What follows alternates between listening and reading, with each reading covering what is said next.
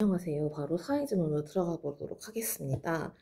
이번 사회지문은요, 되게 복잡해 보이는데 엄청 쉬워요. 왜냐면 사실은 이번 사회지문 같은 경우에는 시간이 5분 남았다. 그러면 호로록 찍어서 문제 중에서 한두 개 빼고 다 맞출 수 있는 지문이다 라고 보실 수가 있어요. 이유가 뭐냐면 일단 얘는 문단이 되게 많거든요.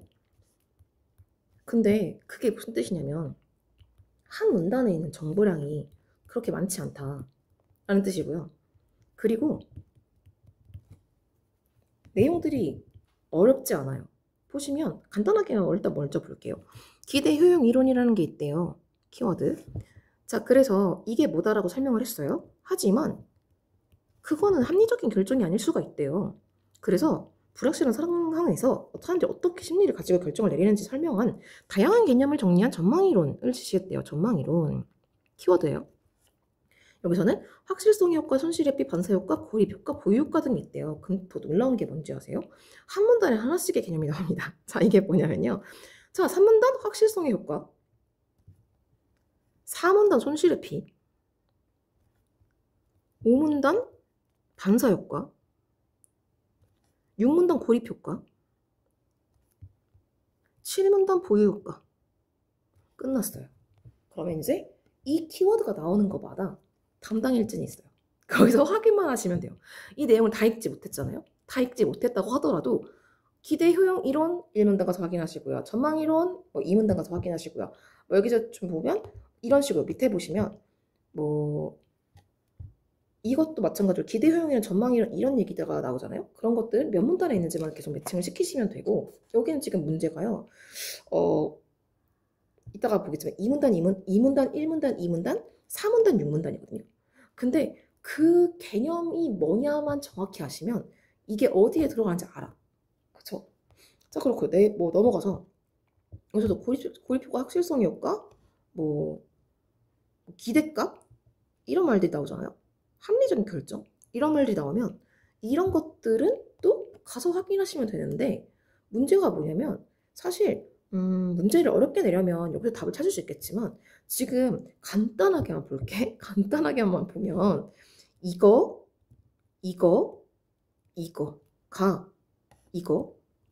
지금 손실회피 지금 키워드거든요. 이거에 대한 설명만 좀 잘 생각해 보시면 돼요. 그래서 이런 것들이 답이 될 수 있고 2번을 답으로 잘 안 할 거야. 이유가 뭐냐면 아까 얘기한 키워드가 지금 포함되지 않았거든요. 근데 어렵게 하려면 그 키워드가 포함되지 않은 애가 답일 수 있겠지. 근데 확실한 답이 나오려면 키워드가 포함되는 애들 중에 답을 고르는 게 맞아요. 그래서 그렇게 하는 게 문제를 내는 사람 입장에서 좀 덜 부담스럽다 이거죠. 그래서 답이 아마 2번을 빼고 4개 중에 하나일 거고요. 그치? 이건 좀 이따 내가 풀면서 설명해 드릴게요. 10번 같은 경우도 마찬가지. 얘는 기대 효용이 큰 합리적인 결정. 그치? 얘는 혹은 개별 선택지 차이보다 공통으로 적용된 조건. 이런 말들이 어느 것의 키워드의 설명일 겁니다. 그쵸? 전망이 불확실한 상황에서 기대값이 높은 선택지를 선택하는 것. 아니면 확률적으로 얻게 되는 이득과 확실하게 얻게 되는 이득 중 하나. 이것도 어느 분단에서 어떤 개념을 설명하는 말과 앞뒤로 설명할 때 수식하는 말일 거거든요. 그래서 되게 쉬워. 회피하는 선택, 손실을 하는 선택, 반사효과 이런 것들 보시면 답 찍기 되게 쉽고요. 보유효과 맞아 7문단이라고 보실 수가 있겠죠. 돌아가서 문제를 한번 풀어보도록 하겠습니다. 제 질문 한번 정리해 볼게요. 자, 보시면 어느 드라마에서 사람들에게 빵과 복권 중 하나를 선택하라고 하는 장면이 있다. 작지만 확실한 빵은 작지만 확실한 이득을 얻는 것을 얘기하는 것이고요. 불확실하지만 큰 이득은 복권입니다. 이처럼 결과가 불확실한 상황에서 사람들이 어떤 결정을 내리는지 설명하는 이론. 자, 여기서 결과가 불확실한 상황에서 사람들이 어떤 결정을 내리는지 설명하는 이론 가로치시고요. 이게 기대 효용 이론이다. 기대 효용 이론에 따르면 결과가 불확실한 상황에서, 자, 여기다가는 여기다 체크를 좀 할게요. 기대 효용 이론일 때는 결과가 불확실한 상황에서 사람들은 특정한 선택을 하였을 때 얻을 수 있다고 생각하는 효용인 기대 효용이 가장 큰 것을 선택하는 합리적인 결정을 내린다. 체크하시고요. 여기서 기대 효용의 정의가 뭐냐라고 했을 때 특정한 선택을 하였을 때 얻을 수 있다고 예상하는 효용 가로치시면 기대효용입니다. 그러니까 기대효용 이론은 쉽게 말하면 기대효용이 가장 큰 것을 선택하려는 합리적인 결정입니다. 그러니까 기대효용이 크다라는 게 무슨 뜻이야? 라고 물어본다면 특정 선택을 했을 때 얻을 수 있다고 예상하는 효용이 가장 큰 것이라고 볼 수가 있겠습니다. 자, 넘어갈게요. 자, 여기서는 뭐가 기대 효용이 큰 건가요? 라고 묻는다면 몰라. 문제에서 이제 그것을 알려줄 때 그 문제 저기를 단서를 보실 거예요. 그래서 왜냐면 여기서 지금 말해주지 않았거든요. 그래서 그걸 내가 막 함부로 판단하지 말고 넘어가세요. 그거에 발못 잡히면 끝나는 거야. 그죠? 우리 특히나 왜 어떤 특정 부분이 이해가 안 되면 못 넘어가는 친구들이 있어요. 근데 그걸 버려야 돼. 넘어가세요 일단. 얘는 아 그렇구나. 기대 효용이 이런 게 이거구나. 특정 선택을 하였을 때 얻을 수 있다고 예상하는 효용. 이 말이 나왔다? 그럼 1문단은 오시라 이거예요. 그치? 기대 효용. 가장 큰 걸 선택한다? 1문단은 오시라 이 말입니다. 하지만 사람 이름 체크. 실제 상황에서 사람들이 기대 효용 이론을 설명하는 합리적 결정을 내리지 않는 경우가 많다고 생각하였다. 그쵸? 그럼 이제 밑에 나오는 애들은 기대 효용이 큰 걸 선택하는 게 아니라 뭔가 합리적이지 않은 선택을 할 수도 있는 경우의 수라고 보실 수가 있겠습니다. 그래서 뭐 선택에 따른 결과가 불확실한 상황에서 어떤 심리를 가지고 결정을 하는지 설명하는 다양한 개념을 정리한 전망이론 체크해 주십시오. 자, 그래서 합리적인 선택을 한다라는 거는 일단 1문단으로 갈 확률이 높아졌습니다. 왜냐면 이들이 얘기하는 버스트키와 카너먼이 얘기하는 것들은 이제 합리적인 결정을 내리지 않는 경우 왜지? 왜 저런 결정을 하는 거지? 이걸 설명하는 거거든요. 그래서 보시면 그때 확실성의 효과, 손실의 피, 반사 효과, 고립의 효과, 보유 효과 같은 것들을 설명할 건데 밑으로 내려가 볼게요. 전망이론에서 사람들이 선택할 때 기대 효용 말고도 선택지 역시 앞에 기대 효용은 1문단에 나왔었어요. 넘어가요. 선택지의 확실성이 영향을 미친다고 주장했습니다. 예를 들어 100% 확률로 90만 원을 받는 선택지와 10% 확률로 1000만 원을 받는다라고 했을 때 사실은 기대 효용이 크려면 1000만 원 받는 게 훨씬 좋거든요. 그치? 그렇다면 두 선택지에서 받을 수 있는 돈의 기대값은 받을 돈의 확률을 곱하면 되므로 자 체크를 하겠습니다. 받을 돈의 확률을 곱하면 되므로 자 라고 하는데 아까 1문단에서 제가 기대 효용이 뭐가 큰지를 말할 수 없는 이유가 뭐였냐면요. 이게 안 돼서 그래. 뭐냐면 기대값을 알 수가 없거든요. 아까 1문단에서 빵 줄까 복권 줄까 있는요. 사실은 뭐 굉장히 일반적인 생각을 하면 복권이 훨씬 기대 효용이 크지 않나요? 라고 생각할 수 있겠죠. 그런데 복권이 100% 당첨이다. 이럴 수 있잖아요. 네, 그러면 그건 확실하지 않은 거야. 근데 뭐 일반적인 상식적으로는 복권은 꽝이 있을 수 있기 때문에 빵은 100%고 복권이 꽝이 있을 수 있다라고 한다면 기대 효용이 네 그래도 복권이 얼마 주는지도 말 안 했잖아. 빵이 만약에 예를 들어서 100만 원짜리인데 그럴 수 없지만 빵이 100만 원짜리 그럴 수 있지. 빵은 비싸니까 복권을 당첨되면 10,000원을 준대.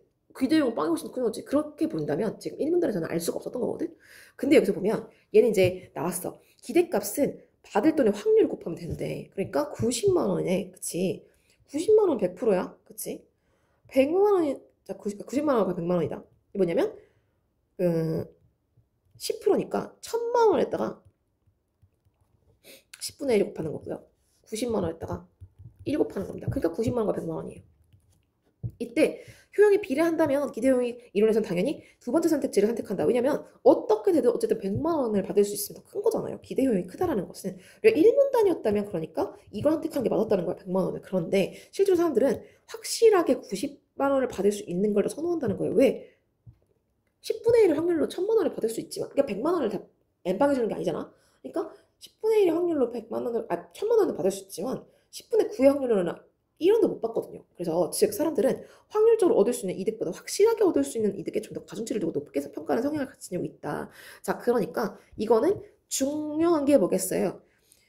확실하게 얻을 수 있는 이득에 좀 더 가중치를 두고 높게 평가하는 성향을 가지고 있고요. 이건 90만 원과 100만 원 중에서 90만 원 선택하는 것. 왜? 확실하니까. 이걸 확실성의 효과라고 얘기합니다.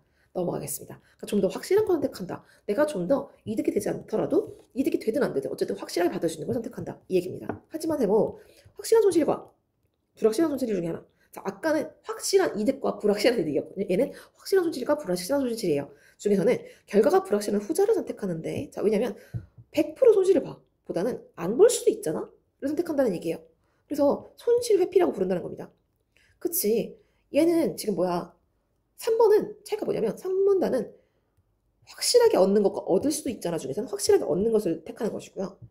확실하게 손해보는 것과 손해를 안 볼 수도 있는 것 중에서 손해 안 볼 수 있는 것을 선택한다는 겁니다. 그래서 손실 정도가 크지만 발생 확률이 낮은 손실보다 손실 정도 작지만 확실하게 일어난 손실을 더 싫어하는 성향. 똑같은 확률로 100% 손실을 봐요. 100% 10만 원 손실을 보고요. 그치? 100분의 1의 확률로 100만 원 손실을 본다. 라고 한다면 100% 10만 원 손실을 보는 것보다 100분의 1의 확률로 100만 원 손실을 보는 걸 선택한다. 왜냐면 99%는 내가 손실을 안 볼 수도 있으니까. 이 얘기를 할 수 있다는 얘기죠. 그 손실 회피. 즉 사람들의 확실성에 대한 선호는 이익과 관련된 상황이냐 손실과 관련된 상황에 따라 달라지는데 이익과 관련된 거 3문단, 손실과 관련된 거 4문단이죠.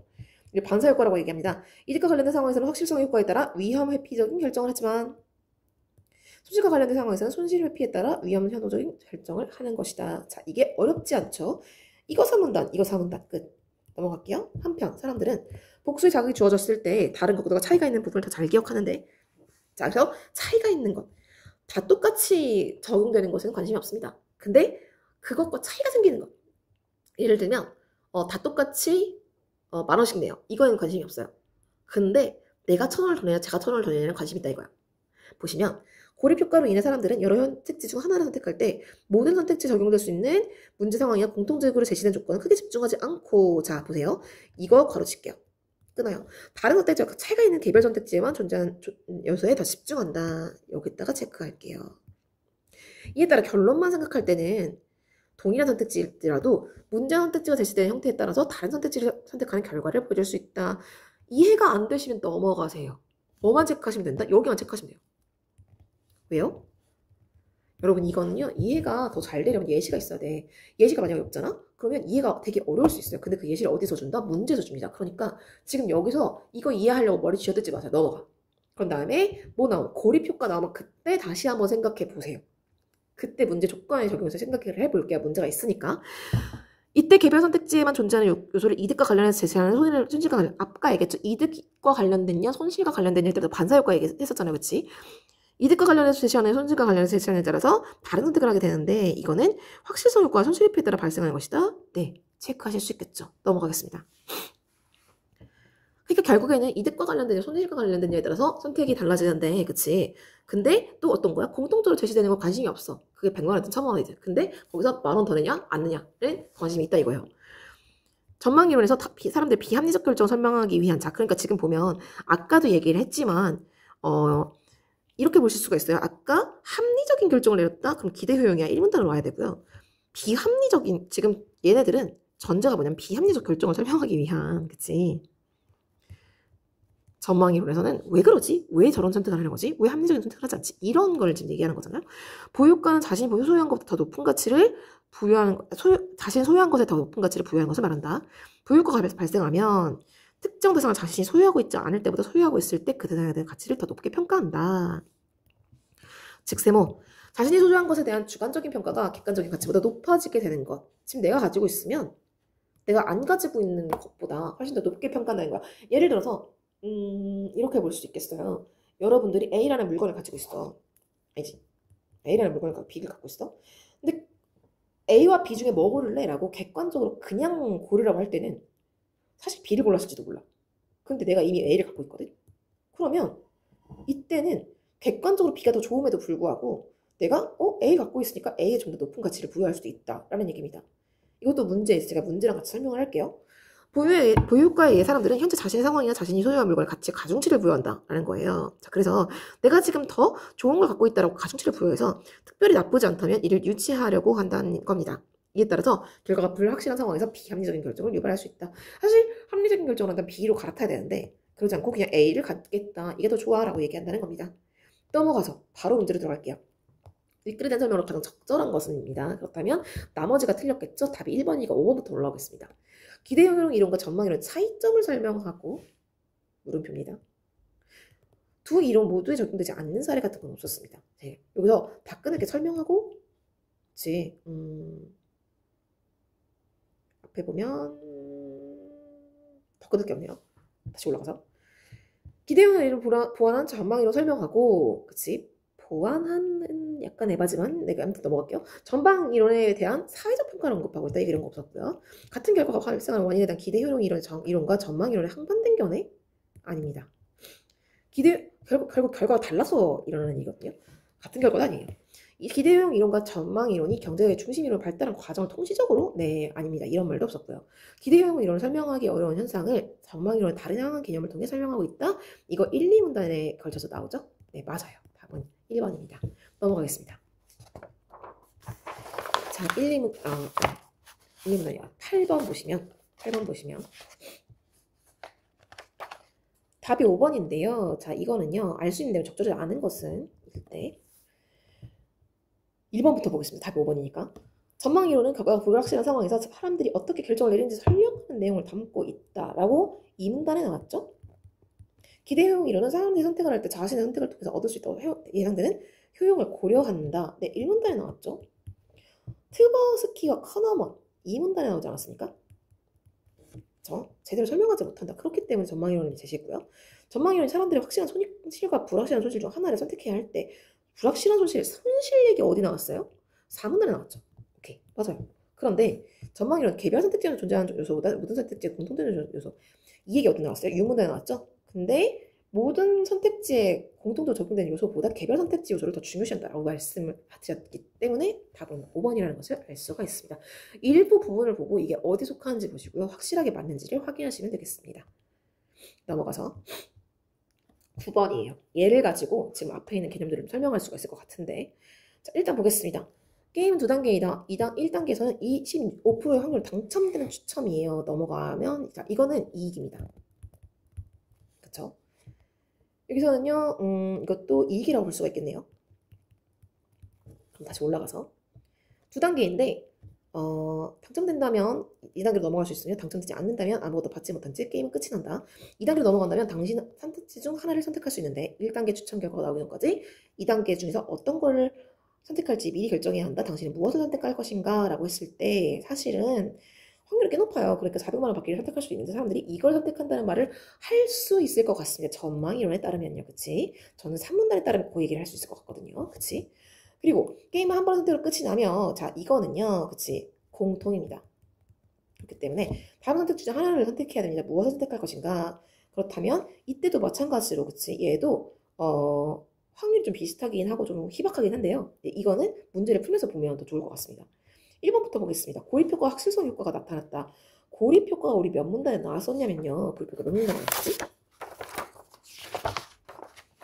고립효과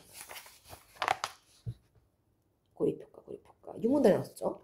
자, 고립효과 6문단에 나왔었는데 고립효과가 뭐였냐면 공통적인 부분보다 차이나는 부분에 집중한다 이 얘기를 할 것 같거든요. 자, 그렇다면 고립효과가 나타난다면 어떻게 될 것 같아요? 모든 선택지에 적용될 수 있는 문제는 패스하고 다른 선택지에 차이가 있는 것만 얘기를 할 거거든요. 그렇다면 상황 1 같은 경우에는 어떨 것 같아요? 상황 1 같은 경우에는 1단계에서 25%의 확률로 당첨된 추첨이 이루어지고 당첨되면 2단계로 넘어갈 수 있다는 상황. 이거는 공통적이야. 뭐냐면 이거는 사실 게임의 룰이야, 룰. 그러니까 누구에게나 적용되는 공통적인 상황이라고 볼 수 있겠죠. 근데 이제 무엇이 달라지냐면요. 내가 선택하는 거에 따라서 이 결과가 달라져요. 그러니까 여기에 집중하겠죠? 그렇다면 어디에 집중할 거냐면 기업과 니은에만 집중하게 될 겁니다. 그랬을 때 이게 만약에 상황이 이래서 확실성의 효과가 나타난다면 이거 3문단이거든요. 3문단에서 뭐라 그랬어? 좀 이득을 덜 보더라도 확실한 거 선택한다 그랬죠? 그렇다면 니은을 선택하게 되는 게 맞습니다. 그러니까 답은 1번인데 나머지가 왜 틀렸는지 지금부터 설명하겠습니다. 받을 수 있는 돈의 기대값이 큰 것을 선택하려는 사람들은 기대값이 큰 것을 선택하는 사람들 1문단 얘기했겠죠? 어느 것을 상관없다고 생각할 수 없죠, 얘들아. 기대값이 큰 거라면 사실 기업 선택하는 게 맞지 않았을까요? 그치? 그래서 여기 상황에서 기업을 선택하는 게 맞았을 것 같고요. 기대값이 큰 건데요. 상관없지 않죠. 기대 효용 이론에서 말하는 합리적인 결정을 하는 사람들은 자 이것도 마찬가지죠. 이때는 리을을 선택하지 않고 더 뭐겠어요. 어쨌든 확률 얼마 차이 안 나고요. 디귿 곱해보세요. 400만 원에다가 300만 원에다가 이거 4분의 1 이거 5분의 1 아닙니까? 얼마지? 300만 원에 4분의 1 하면 125? 400만 원에 5분의 1 하면 얼마죠? 잠깐만, 그러면 리을을 하는 게 맞지 않나? 20%의 확률, 25%의 확률, 300만 원 받기. 저 지금 수학이 안 되는 건가요? 합리적인 결정을 하는 사람들. 이거 기대값 아니잖아. 죄송합니다. 기대값이 얘기가 아니고요. 기대값이 아니라 여기서는 합리적인 결정을 하려면 돈 더 많이 주는 거 선택하는 게 맞다. 인게 맞는 것 같아요. 그래서 다 어쨌든 디귿을 선택하는 게 맞습니다. 아까 문제 풀 때는 이런 삽질을 하지 않았는데 내가 왜 이렇게 생각했지? 자, 아무튼 손실의 피해성향이 있는 사람들은 손해를 덜 보고 싶어요. 그치? 손해를 덜 보고 싶으니까 이때는 어떻게 해야 되겠어요? 기억을 선택하지 않고 디귿시를 선택하게 될 것이고요. 상황 2에서는 손해를 덜 보고 싶으니까 이거는 리그를 선택하는 게 맞을 것 같은데 잠깐만. 이렇게 말하면 안 돼. 죄송합니다. 지금 저도 이렇게 하면서 합질을 하게 돼. 일이 너무 분명하게 맞아버렸기 때문에 틀릴 수가 없었는데 저 지금 너무 삽질했다. 미안해요. 잠깐 다시 컷. 자, 4번 다시 설명할게요. 다른 색깔 설명해야겠다. 손실의 P는 애초에 여기다가 쓰면 안 되는 말입니다. 왜? 지금 얘는요. 아까도 내가 써놓고 지금 바보 아니야. 이 얘기잖아. 그럼 이거는 3문단과 4문단 중에서 4문단 X, 3문단만 가지고 이 얘기를 해야 됩니다. 왜냐면 이익과 손실의 경우에는 다르기 때문이죠. 4번은 아예 아웃입니다. 사람들이 기대 효용 이론에 부합한 선택만을 한다면 상황 1에서 기억을 선택한 비율과 상황 2에서 디귿을 선택한 비율이 차이가 있을 것이다. 얘는요. 기대 효용 이론에 부합한다면 어쨌든 돈 많이 받는 게 짜세 아닙니까? 그렇다면 뭐예요? 돈 많이 받는 게 짜세니까 기억 선택한 사람들이 다 디귿을 선택하겠죠. 차이가 없습니다. 답은 1번입니다. 여기까지 보실 수가 있겠습니다. 제가 아까 3번과 4번을 너무 좀 절었는데 죄송해요. 3번과 4번에서 3번 같은 경우에는요. 합리적인 결정을 한다면 무조건 돈 많이 받는 거 선택하는 게 맞고요. 그치? 근데 여기서는 마찬가지로 돈 많이 받는 거 선택하는 게 맞기 때문에 기억 선택하는 게 디귿 선택하겠지. 이렇게 보는 게 맞습니다. 10번으로 가신다면요. 10번으로 할게요. 사람들에게 먼저 100만 원을 지급한 후 50% 확률로 추가로 받을 것인지 추가로 받을 선택하는 후자를 선택했다. 이것은 이익입니다. 깜짝이야. 네, 이익이고요. 그런데 이거는 손실입니다. 그렇기 때문에 이익 손실 나눌 수 있겠죠. 얘는 3문단, 얘는 4문단이랑 관련이 있을 것 같고요. 자, 일단 보도록 하겠습니다. 이건 확실성, 이건 손실의 P라고 볼 수 있겠죠. 기대효용이 큰 합리적 결정을 하는 것으로 볼 때 전망이론의 근거가 큰 사례, 얘들아 기대효용은 1문단이에요. 그치? 기대효용 이론이고요. 이렇게 사례가 될 수 없죠. 이거는 읽을 필요도 없이 땡입니다. 선택지가 주어졌을 때 개별 선택지 차이보다 공통으로 적용되는 조건 이런 말은 지문에 나오지 않았습니다. 네, 이거 어쨌든 공통보다 개별에 집중한다고 했었죠. 이거는 6문단에 나왔었고요. 얘도 땡입니다. 사실 이걸 읽을 필요도 없이 두 개가 나가게 됐어요. 사람들이 결과가 불확실한 상황에서 기대값이 높은 선택지를 선택하는 것을 볼 때 전망이론이 부합하지 않는 사례이다? 기대값이 높은 선택지를 선택했나요? 지금? 보시면 100만 원을 지급했어요. 50% 확률로 100만 원을 추가로 받을 거냐? 50만 원 추가로 받을 거냐 했더니 50만 원을 선택했어요. 그렇다면 기대값이 높은 선택지를 선택하지 않았습니다. 땡. 확률적으로 얻게 되는 이득과 확실하게 얻게 되는 이득 중 하나를 선택할 때 이득의 정도에 따라 선택이 달라지는 것이 아니라 이득이냐 손실이냐에 따라 달라지는 것입니다. 땡. 그죠? 이거서 5번에서 이득을 볼 수 있는 선택지 중에서는 위험 회피, 손실을 볼 수 있는 선택지 중에서는 반사효과. 자, 이거는 지금 뭐예요? 지금 나머지는 다 틀린 부분이 너무 명확하고요. 여기서는 이득을 볼 수 있는 선택지와 손실을 볼 수 있는 선택지를 구분해놨기 때문에 얘가 되게 유력한 답안지의 후보로 볼 수가 있고요. 이게 맞는 말이냐 틀린 말이냐에 따라서 다른 걸 볼 필요가 있냐 없냐가 나눠질 것 같습니다. 시간이 없으시다면 팁이라면 이걸 제일 먼저 봤어야 되는 게 맞는 것 같아요. 왜냐면 지금 보기에서 이득과 손실을 나눠 넣었잖아. 의도가 뭘까를 한번 생각해 보세요. 그랬을 때 이득과 손실에 대한 언급을 둘 다 한 애가 답이 될 수 있는 가능성이 높은데요. 근데 만약에 그것이 페이크여서 이렇게 연결이 잘못됐다. 그럼 틀린 거지. 근데 연결이 맞았다. 그렇다면 얘가 맞는 답이 됩니다. 이렇게 보시면 답은 5번이다라고 보실 수가 있겠어요. 넘어가겠습니다. 11번에서 보시면 보유효과를 바탕으로 보기를 이해하는 것으로 적절한 것을 보시면요. A, B, C 세 그룹으로 나누고 A에 머그잔을 제공하고 B에 고급 초콜릿을 제공하였다 했을 때 A에게 원하면 자 일단 이거는 보유효과니까 얘는 머그잔, 얘는 초콜릿, 얘는 선택이에요. 근데 보유효과라면 어떻게 되겠어요? 머그잔 가진 애가 별로 안 바꿨대. 10%만 교환을 원했고 B도 10%만 교환을 원했대. 사실은 두 개 중에서 월등하게 좋은 게 있을 수도 있잖아. 근데 자기 게 더 좋다고 생각했다라는 거야. 그치? 근데 C에서 처음부터 선택하라 했더니 반반 가져갔대. 그러니까 뭐예요? 결국에는 내가 선택할 때는 반반의 확률이었는데 내가 가진 걸 더 좋게 생각하니까 안 바꿨다라는 얘기야. 그치? 자, 그렇다면 근데 지금 보면 A, B는 결국 둘 다 10%만 교환한 건 똑같은 거야. 그러니까 A, B는 결국 똑같은 행동을 한 거고요. C에서는 그것이 가치가 비등비등하다라는 걸 보여준 겁니다. 그럼 보실게요. A와 달리가 사실은 다 틀려요. 그치? 자, 그럼 달리 가중치를 부여하는 경향을 보여주므로 아닙니다. A, B는 같아요. A, B는 자신이 소유한 대상을 다른 대상으로 교환하지 않으려는 경향을 보여주므로 보유효과가 나타난다. 그쵸? A와 B는 비슷한 가치로 평가되는 대상 중 자신에게 더 이득이 되는 대상을 선택하는 모습을 보여주는 게 아니라 가지고 있는 걸 선택하는 거죠. A와 B는 자신이 소유하고 있는 대상의 가치를 그 대상의 일반적인 가치보다 더 높게 평가하는 경향을 보여주므로 네, 나타나고 있다고 볼 수 있습니다. 맞아요. B와 C를 볼 때 소유한 것에 대한 주관적 평가와 다른 사람의 객관적 평가가 일치하는 경향을 보여준다? 아닙니다. 그래서 이거는 보유가 나타난다고 볼 수 없죠. 왜냐면 지금 C에서는 50대 50이었는데 여기서는 90대 1이거든요. 90대 10. 그렇다면 일치하지 않아요. 그렇기 때문에 답은 4번이다. 이렇게 객관적인 평가가 일치해버리면 보유효과라 볼 수 없죠. 답은 4번이다. 여기까지 볼 수 있겠고요. 얘도 마찬가지로 개념을 굳이 보실 필요가 있나라는 생각이 들지만 보실 필요가 있다면 제가 파일 드린 것 한번 보시고요. 필요하시면은 자료 요청하시기 바랍니다. 여기까지고요. 다음 지문으로 넘어가겠습니다. 안녕.